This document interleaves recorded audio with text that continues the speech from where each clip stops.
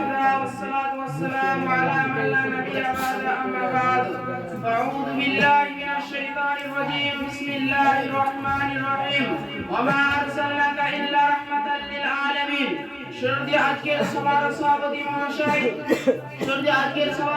মহাশয় ও বিচারক মণ্ডলী সমস্ত প্রশংসা সেই মহান রব্বুল আলামিনের জন্য যার প্রশংসা করে শেষ করতে পারিনি এবং কিয়ামত পর্যন্ত পারবো না এই ছোট্ট একটা আরবি বাক্য চাই বলে আলহামদুলিল্লাহ।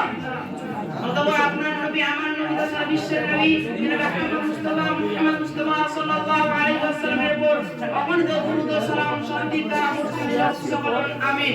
আমি আজ আপনাদের সম্মুখে বিষয়টি নিয়ে উপস্থিত হয়েছি, এটি বিশ্ব নবীর জীবনী।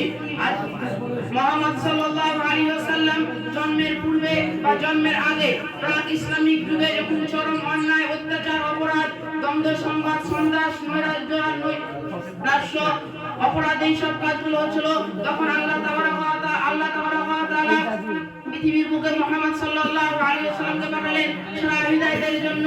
তখন আল্লাহ তাআলা ঘোষণা করলেন ওমা আরসালনাকা ইল্লা রাহমাতাল লিল আলামিন, আমি তোমাকে প্রেরণ করেছি বিশ্ব জগতের জন্য বিশেষ রহমত স্বরূপ। হযরত মুহাম্মদ সাল্লাল্লাহু আলাইহি ওয়াসাল্লাম বর্তমান সৌদি আরবে মক্কা নগরী কুরাইশ গোত্রের বনি হাসিম বংশে 571 খ্রিস্টাব্দের 9 রবিউল আউয়াল সোমবার তিনি জন্মগ্রহণ করেন। তার মায়ের নাম আমিনা এবং পিতার নাম আব্দুল্লাহ। তার দাদা আব্দুল মুত্তালিব তাকে কোলে নিয়ে নাম রাখলেন তার শিশু মুহাম্মদ অর্থাৎ প্রশংসিত। মুহাম্মদ সাল্লাল্লাহু আলাইহি ওয়াসাল্লাম সর্বপ্রথম তার মায়ের দুধ পান করেন এবং আবু লাহাবের বাদী সুহাইবা তার দুধ পান করেন অথবা ধাত্রীর সন্ধানে থাকতে লাগলেন। তখন হাওয়াজিন গোত্রের বানি সাদের মহিলা হালিমা শাহজিয়া বিরল সৌভাগ্যের অধিকারী হন। রাসূলুল্লাহ সাল্লাল্লাহু আলাইহি ওয়াসাল্লাম তার পিতামাতা মারা যাওয়ার পর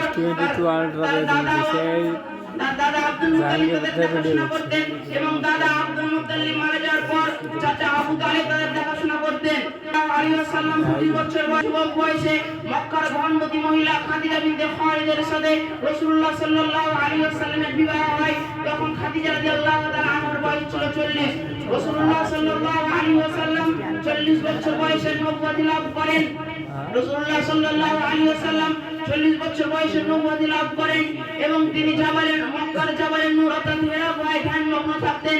সেই সময় পবিত্র কোরআনের 5টি আয়াত অর্থাৎ পবিত্র কোরআনের আয়াত সেখান থেকে সর্বপ্রথম নাযিল হয়েছিল। রাসূলুল্লাহ সাল্লাল্লাহু আলাইহি ওয়াসাল্লাম মিরাজের সফর 51 বছর 9 মাসে মিরাজের সফরে গিয়ে তিনি 5 ওয়াক্ত নামাজের বিধান লাভ পেলেন এবং জান্নাত ও জাহান্নামকে নিজের পথে দেখলেন।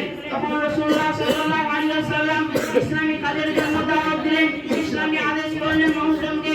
তখন সর্বপ্রথম খাদিজা রাদিয়াল্লাহু তাআলা আনহা তিনি ইসলামী দাওয়াত গ্রহণ করলেন এবং ছেলেদের মধ্যে আবু বকর রাদিয়াল্লাহু তাআলা আনহু ইসলামী দাওয়াত গ্রহণ করলেন এবং ছোটদের মধ্যে আলী রাদিয়াল্লাহু তাআলা আনহু ইসলামী দাওয়াত গ্রহণ করলেন।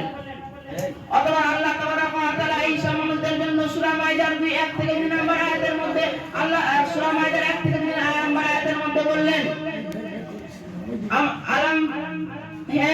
আজ আমি তোমাদের মধ্যে তোমাদের দিনকে পূর্ণাঙ্গ করে দিলাম এবং তোমাদের দিনকে আমার তোমাদের দিনকে পূর্ণাঙ্গ করে দিলাম। অতএব তোমাদের দিনকে আমি তোমাদের মধ্যে তোমাদের জন্য দিনকে প্রত্যাগ করে দিলাম। এটা ইসলামের দিনটাকে তোমরা মেনে রাখো। রাসূলুল্লাহ সাল্লাল্লাহু আলাইহি ওয়াসাল্লাম রবিউল আউয়াল মাসের 1 তারিখ তিনি আল্লাহ তাবারক ওয়া তাআলার কাছে চলে যান অর্থাৎ তিনি 63 বছর বয়সে মারা যান। তখন রাসূলুল্লাহ সাল্লাল্লাহু আলাইহি ওয়াসাল্লামের বয়স ছিল 33। রাসূলুল্লাহ সাল্লাল্লাহু আলাইহি ওয়াসাল্লাম তিনি তার জন্মের পর তার মাতা পিতা তিনি তার যখন গর্ভে ছিলেন তার পিতা মারা যান এবং তিনি 6 বছর বয়সে তার মাতাকে হারিয়ে ফেলেন এবং তিনি তার চাচা ও তার দাদা তত্ত্বাবধানে মানুষ হন। আল্লাহ তাআলার কাছে পরিশেষে দোয়া করি যে হ্যাঁ আল্লাহ আপনি আমাদেরকে তার জীবনের পূর্ণাঙ্গ সহকারে বাঁচার তৌফিক দান করুন এবং তার জীবনকে পূর্ণাঙ্গ তৌফিক দান করুন। সকল আমিন। আসসালামু আলাইকুম।